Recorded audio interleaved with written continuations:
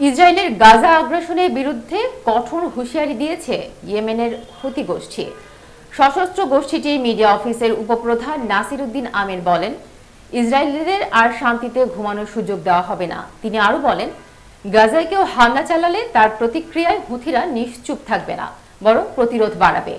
রবিবার রাতে ইসরায়েলি বাহিনী পশ্চিম ইয়েমেনের হোদেইদাহ এলাকায় অন্তত 20টি বিমান হামলা চালায়। তার জবাবে হুথিরা দাবি করে তারা একাধিক ব্যালিস্টিক ক্ষেপণাস্ত্র ছুড়েছে এবং ইসরায়েলি ভূখণ্ডে তা প্রবেশ করেছে।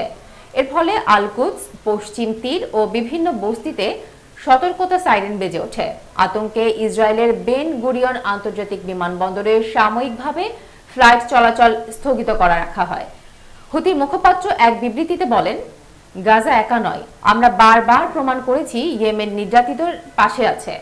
গাজা অবরোধ ও আগ্রাসন বন্ধ না হলে হামলা চলবে। তিনি আরও দাবি করেন, ইসরায়েল অধিকৃত অঞ্চলের গভীরে আমাদের হামলা ঠেকাতে পারেনি, ভবিষ্যতেও পারবে না।